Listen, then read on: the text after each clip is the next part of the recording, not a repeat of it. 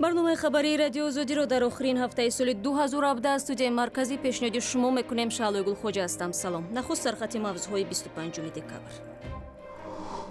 додгоҳе дар вилояти Хатлон таъсисдиҳандаи як шохаи гурӯҳи тундрави давлати исломӣ дар Тоҷикистонро равонаи зиндон кард.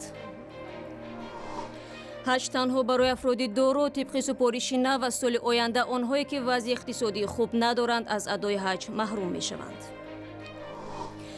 мақомоти Афғонистон мегӯянд ҷангу хунрезӣ вазъиятро бад кардааст ва кӯдаконро дар ин кишвар барои аъзои баданашон қочоқ мекунанд. Тепаска варто хуртан намежга биде. Чишам бас кардем то каламамон пӯй. Баъд аз умар биёр бия хуне авард. Я рези хуне хеле худ. додгоҳи вилояти Хатлон Умар Мирзоевро барои 20 сол аз озодӣ маҳрум кард. аз ин сокини 26-солаи шаҳри Душанбе ҳамчун таъсисдиҳандаи як шохаи гурӯҳи тундрави давлати исломӣ дар Тоҷикистон ном бурда мешавад. ҳукми додгоҳ 1 декабр содир шуда акнун ҳукми қонунӣ гирифтааст. додгоҳи Хатлон Мирзоевро дар таҳризии чанд амалиёти террористӣ муттаҳам мекунад. ӯ дар Русия 4 муҳоҷирро ба ин созмони тундрав шомил карда супориш медиҳад ки боғи фарҳангии Кӯлоб, ҳайкали Ленин ва бинои шӯъбаи амнияту вазорати корҳои дохилиро дар Хуросон тарк кунанд. ин 4 нафар охири соли гузашта дар Русия боздошт ва ба Тоҷикистон истирдод шуданд. Ассотсиатсияи ширкатҳои мобилии Тоҷикистон аз паёмади номатлуби қатъ шудани рақамҳои NGN изҳори нигаронӣ кардааст. раҳбари ин ассотсиатсия мегӯяд иқдоми мазкур боиси зарари молии ширкатҳо ва ҳам аз даст додани кадрҳо мешавад. ин ҳам дар ҳолест ки ширкатҳои мобилии Қазоқистону Қирғизистон ва Русия ҳозир шуданд ки холигоҳи ба вуҷуд омада дар бахши мухобиротро пур кунанд. Мирзонабии Холиқзод гузориш медиҳад. در پی قطع شدن علاقه NGN در تاجیکستان دهها شرکت‌های موبیلی که در تاجیکستان فعالیت دارند و هم سازمان‌هایی که بی‌واسطه به مسئله علاقه تلفنی سر و کار دارند از آن اظهار نگرانی می‌کنند که در بخش NGN شرکت‌های موبیلی دهها متخصصان ورزیده از کار می‌مانند و بیکاری باز در کشور رو به افزایش می‌دهد. غفور ارکایف رئیس اساسیاسیون شرکت‌های موبیلی تاجیکستان در صحبت با رادیو آزادی گفت که برای هر یک متخصص ساحه NGN دهها هزار دلار خرج شده تا از با دوره تحصیل فرا گرفتن و هم تا فراهم آوردن تکنولوژی به کار انداختن علاقه NGN خرج شده است. و گفت که یگانه راهی که امروز باید سر روی دست گرفته شود این شروع مذاکره میان خدمات علاقه با شرکت‌های موبیلی باید باشد، زیرا افزایش بیکاری در تاجیکستان خصوصا در مسئله از دست دادن متخصصان ساحه NGN میتواند که به اعتبار تاجیکستان لطمه زند. و امروز در پی بسته شدن یا قطع شدن علاقه NGN در تاجیکستان ساکنان تاجیکستان که با نزدیکانشان چی در روسیه و چی در کشورهای اروپا علاقه با خرج کمتر دارند میگویند که علاقه با مشکل مالی روبرو شده ایستادند و خرج و صرف بر زیاد کرده ایستادند، چون که آنها با تلفن‌های معمولی پول زیاد صرف میکنند. از این رو ساکنان نیز به این فکر هستند که باید دوباره از خدمات یعنی از علاقه NGN کار گرفته شود. رو میاریم با موضوع دیگر. ظاهراً منبعد برای افراد نادار در تاجیکستان را به سوی حج بسته می شود. مسئولان بخش دین در شهر و ناحیه‌های کشور هم اکنون حق دارند درخواست اشخاص کم بی‌زاعت را برای ادای مناسک حج رد کنند. این اقدام بعد از جلسه با حضور معاون سروزیر گرفته شده است. در این جلسه عظیم ابراهیم مسئولین در شهر و نواحی را وظیفه‌دار کرده است که هنگام بررسی مراجعات شهروندان شرایط زندگی هر یکی آنها را به نوبت بگیرند. مسئولین کمیته دین میگویند این تصمیم به خاطر بهتر کردن وضع زندگی ساکنان است. قبلا مقامات رفتن اشخاص تا 40 ساله به حج را منع کردند. سالانه از تاجیکستان بیش از 6000 نفر برای ادای مناسک حج به عربستان سعودی می روند. در این محل در نزدیکی ریاست امنیت ملی افغانستان یک بمبگذاری مرگطلب خود را ترکانده دست کم 6 نفر را کشت. به گفته مقامات ترکیش صبح 25 دکبر در درآمدگاه ریاست و در نزدیکی قرارگاه‌های ناتو در کابل رخ داد. در نتیجه حمله 3 نفر جراحت برداشتند. گروهی به نام دولت اسلامی مسئولیت حمله را بر دوش گرفت. جنگ و خونریزی طولانی در افغانستان بیش از همه وضع کودکان خردسال را بد کرده است که تا حتی برای قاچاق مواد مخدر استفاده می‌شوند. درباره گروهی از همکارم تویری سفر گزارش می‌دهد. این کودکان افغان را از ایران اخراج کردند و به اینجا اردوگاه انصار در ولایت هرات آوردند. کودکان افغان را قاچاقبران برای انتقال مواد مخدر و یا احتمالاً فروش اعضای بدنشان به ایران بردند. حکومت ایران کودکان را به مقامات افغانستان سپرد. در کنار هماهنگی کردن به شکل کتلوی، یعنی یک کتله 50 نفری طفل به یک بار رفتن داخل ایران، اینا نمیتونن خود به سر برن. چی میگن به چه مقاصدی برده میشن؟ مقاصد میتونه هر چیز باشه، مثلا هر چیز متصور از قاچاق انسان، بالاخره فروش اعضای بدن از اینا، انتقال مواد توسط از اینا، هر چیز متصور است. اما این کودکان از 7 تا 13 ساله ظاهراً نمی‌دانستند که چه سرنوشت در انتظار آنها بود. همه 53 کودک از ناحیه گلران ولایت هرات هستند. میگویند با خواهش خود و برای کار به ایران رفته بودند. بردم اینجا سه شما بردگاه نگاه داشتم، بعد من رد کردم این طرف. خود ما برفتم لامارس، از این میخوار که مثلا رش مار بگیره مار چیشان رو واسه برد به تپاسکا برد تا خفتن نمیشه بده چیشان بس کردیم تو کلاممون پای بعد از مار بیاد بیا خونه و یا ریز خونه خیلی خوب تبدیل سی تا بالام نور احمد ما میرفتیم به ایران نسیم که تیر شده پلیس ایران بیامد مار بگرفته تو سه روز بر به اردوگاه بودیم با ما رد کرده به افغانستان. میرفتیم ایران جلو رو شیرو بود ما رو گرفت ردم عرض کرد لطکوب کرد روان کرد به افغانستان.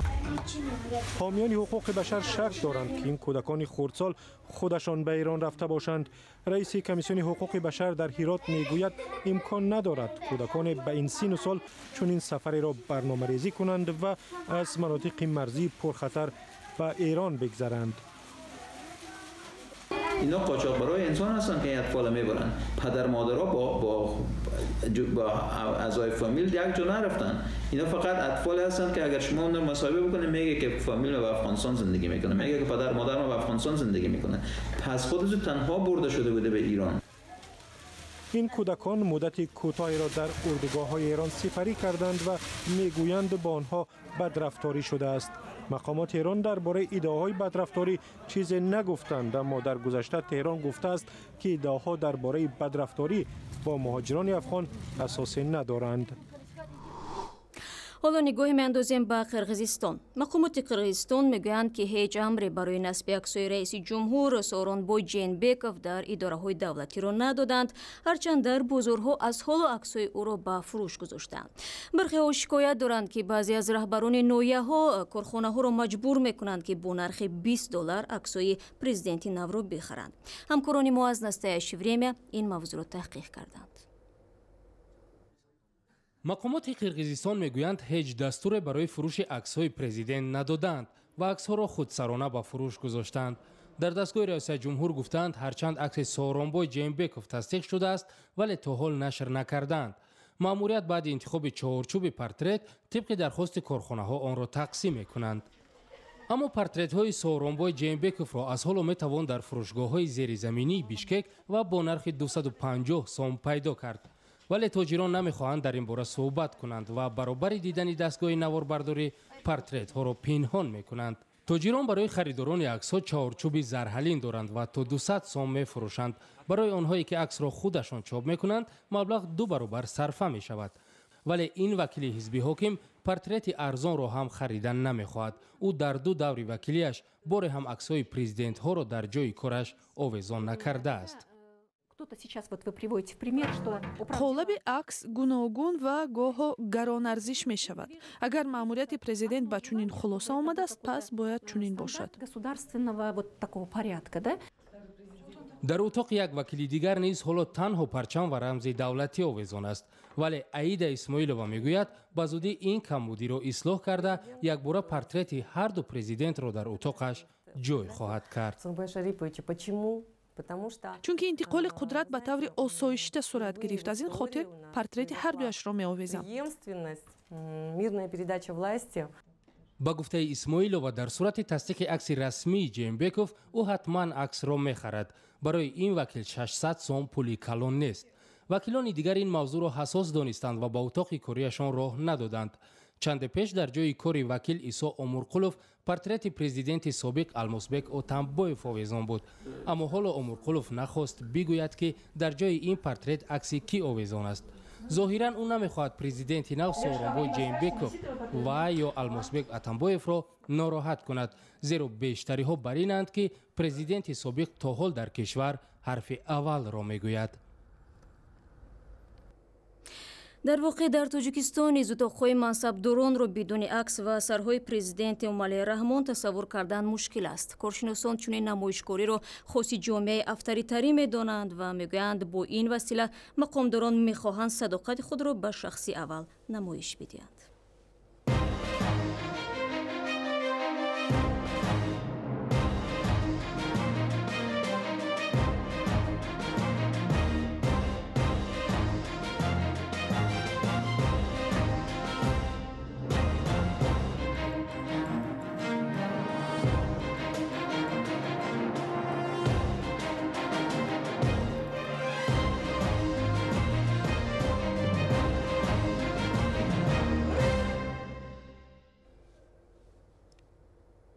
شما برنامه خبری رادیو آزادی را تماشا دارید. روز 23 دکبر در دوشنبه انجمن نوبتی حزب دموکرات تاجیکستان برگزار شد. وکیلان حزبی که در 27 سال پیش اپوزیسیونی محسوب می‌یافت برای 5 سال دیگر رهبری خود را انتخاب نمودند. این حزب با سال 2005 بعد بازداشت و حبس رهبری سابقش محمد روزی اسکندرов وارد مشکل جدی شده در 12 سال اخیر 2 دفعه تجزیه گردید. شادمانی یتیم با تفصیلات بیشتر.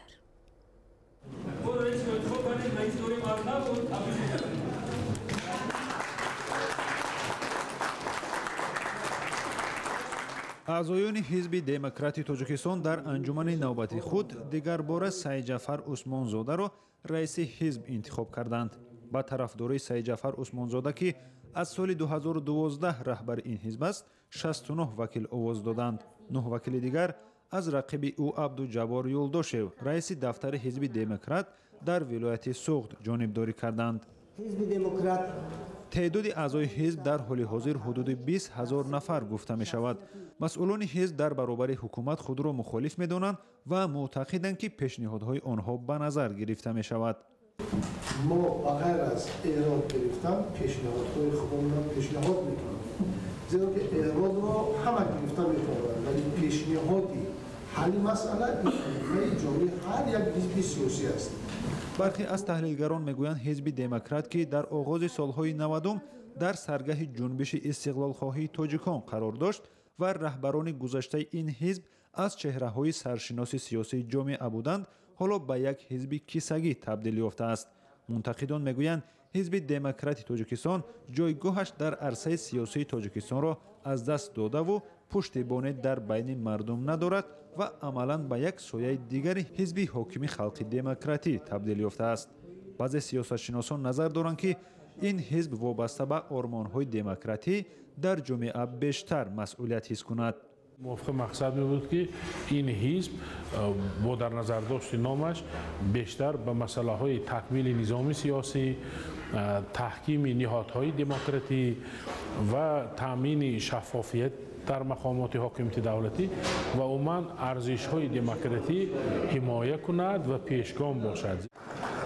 حزب دموکرات تاجیکستان سال 1990 تشکیل شده از حزب‌های اپوزیسیونی به شمار می‌رفت. این حزب از سال 2005 بعد بازداشت و حبس راهبر سابقش محمد روزی اسکندرov وارد مشکل جدی شده در دوام 12 سال اخیر 2 دفعه پراکنده شد.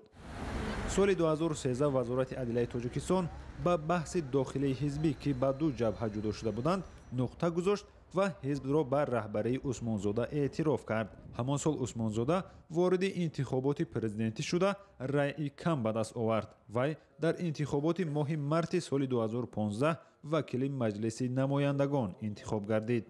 شادمان یتیم، خورشید همدم، آزادی دوشنبه. با این گزارش برنامه امروز را انجام می‌دهیم. برای دریافت خبر و گزارش‌های بیشتر به سامانه بخش تاجیکی رادیو آزادی بروید www.azadi.org. صفحه‌های ویژه ما در شبکه‌های اجتماعی نیز فعال است و کانال ما در یوتیوب آزادی ویدیو نام دارد. از همراهیتان سپاسگزاریم. روز خوب و خدا نگهدار.